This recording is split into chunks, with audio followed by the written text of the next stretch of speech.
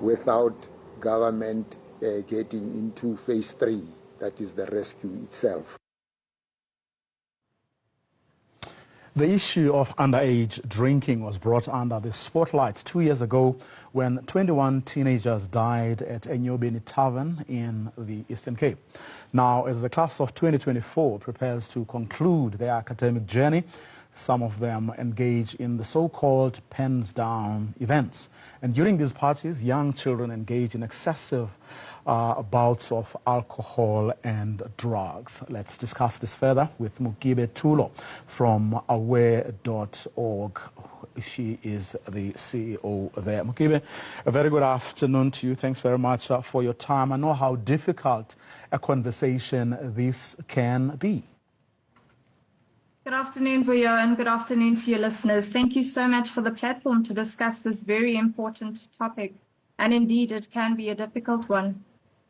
Indeed, because, I mean, in the age of social media where people post on various platforms about having fun, and you get, I mean, people really not finding anything wrong or bad with what people are doing, and yet the consequences are dire, as we saw in the situation in Nyobeni, but I mean, across the length and breadth of our country, we are actually sitting with a serious problem where the only way young people think they can have fun, adults too, of course, is by drinking and doing so excessively.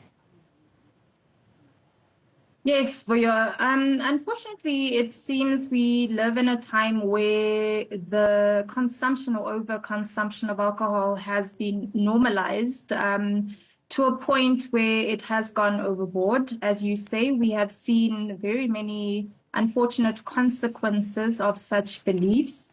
So at Aware, we work very hard to change these beliefs, to change these behaviors, all the way from our underage young people into our adults. We work under 3 very specific pillars, which are no to underage drinking, don't drink and drive, as well as safe pregnancies.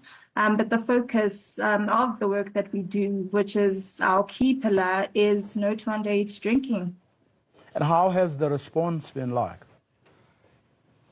I mean, the reality of it, Vuyo, is that it is a convoluted conversation to have. We have had some really success stories to tell. We've had some wins along the way, but it's not an overnight matter.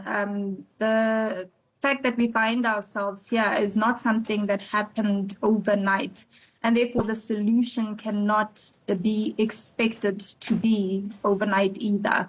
But the bottom line is that I can take part in the conversation, you can take part in the conversation, and if we work together as all of society, we can actually move that needle into a positive story to tell. And what sort of roles? I mean, I'm thinking of like parents who may not be aware that their children engage in excessive drinking, who may be absent, you know, either because they are working and are not keeping, you know, a close eye on the activities of their children. What are the sort of things that people can actually do to try and really deal with this problem? I believe the best thing that people can do is to become good role models to young people. The other thing that we can invest in is the intergenerational conversations that are so hard to come by. And these don't just have to be with the family members necessarily, but it can be through the various people that the child engages with.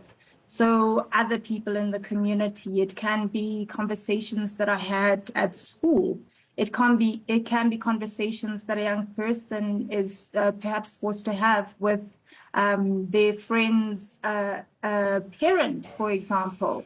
So it is important for us to role model good behavior. It's not do as I say and not as I do. And that is the reality of the picture here.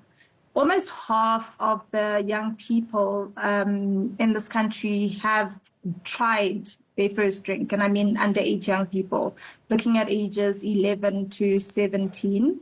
We're not saying that all of them have had terrible or negative consequences, but they've certainly tried the behavior, and that is an alarming figure to start off with. But what we're saying is that by intervening, engaging with, and coming up with various ways of communicating effectively with these young people, we can still turn the tide. And of course, I mean, what about, I'm trying to think out loud now, using or being present in the very platforms where young people are. In other words, being with them and having those conversations there where they are. I know, I mean, I was talking earlier about social media. Social media can be bad, but it can also be good. We've seen how people who are doing great things use those platforms to promote their messages and the kind of behavior that they would like to encourage. I guess this should be no exception. We should, as parents, be going where our children are.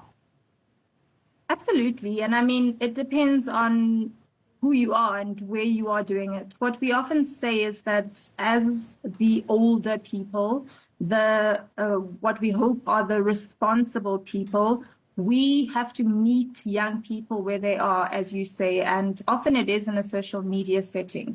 And so we, as Aware, have come up with round 2 of our gamification, which is a Roblox game called Party in Your Pocket, which is a proudly South African digital game aimed at teaching these lessons that are important in gearing young people up to make the right decisions when it comes to underage drinking, when confronted with those choices. Because ultimately, we are competing with culture. And we know that young people have a lot of time on their hands and a lot of unsupervised time. So the trick is to get them to a point where they are able to make rational decisions, even in the face or the absence of an older person there in that specific moment, in that specific time. So we must engage with them and use all the tools at our disposal in order to get those messages across. And of course, social media is one of those spaces. Okay, let me thank you very much for your time. Let's say no to underage drinking. To this now, Cabinet.